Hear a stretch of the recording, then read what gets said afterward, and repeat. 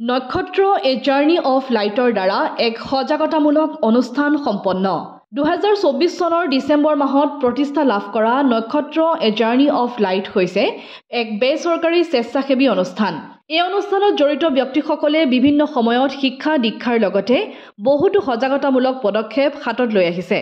চলিত বৰ্ষৰ 13 জুলাই তাৰিখে নক্ষত্ৰৰ সদস্য অভিজিৎ চক্ৰৱৰ্তীৰ তত্ত্বাৱধানত বৰবৰুৱা চাহ বাগিচাত শিক্ষা বিষয়ক এক সজাগতামূলক অনুষ্ঠান সম্পন্ন হয়। এই অনুষ্ঠানটোৰ আয়োজন কৰে অংশুমান চক্ৰৱৰ্তী আৰু লগত আছিল অভিজিৎ চক্ৰৱৰ্তী আৰু 18 জন প্ৰশিক্ষণৰ উদ্দেশ্যে নিয়োজিত ছাত্ৰ-ছাত্ৰী। তেওঁলোকে চাহ বাগিচাৰ অন্তৰ্গত প্ৰায় সকলো লোকৰ ঘৰে ঘৰে গৈ শিক্ষাৰ প্ৰয়োজনীয়তা, ছাত্ৰ-ছাত্ৰীৰ মানসিক, বৌদ্ধিক, আধ্যাত্মিক বিকাশৰ লগতে সমাজৰ বিকাশত শিক্ষা আৰু বৰ্তমান প্ৰজন্মৰ ভূমিকাৰ বিষয়ে অৱগত কৰে।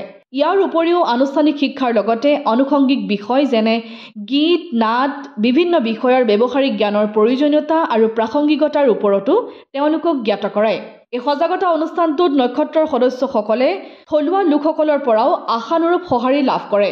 প্ৰতিষ্ঠা কালৰে পৰা এই অনুষ্ঠানৰ সদস্যসকলে বৰবৰুৱা অঞ্চলৰ ছাত্ৰ-ছাত্ৰীসকলক প্ৰতি দেওবাৰে বিভিন্ন বিষয়ৰ প্ৰশিক্ষকৰ দ্বাৰা পাঠদান দি আহিছে। বৰবৰুৱা চাহ বাগিচাৰ লগত আলোচনা মৰ্মে পৰৱৰ্তী সময়ত সেই অঞ্চলৰ প্ৰাথমিক বিদ্যালয়খনত এই পাঠদান চলাই নিয়াৰ ব্যৱস্থা কৰিব। সীমিত সুবিধাৰ বাবে নক্ষত্ৰই বৰ্তমান বৰবৰুৱা অঞ্চলকে সামৰি লৈছে, কিন্তু পৰৱৰ্তী সময়ত তেওঁলোকে সমগ্ৰ ডিব্ৰুগড় আৰু অসমলৈ প্ৰসাৰিত হোৱাৰ হাবিয়াস ৰাখিছে। নৱপ্ৰজন্মৰ এনে প্ৰচেষ্টা সমাজৰ বাবে সঁচাকৈ এক যোগাত্মক বাৰ্তা। News desk report, Dibrugarh.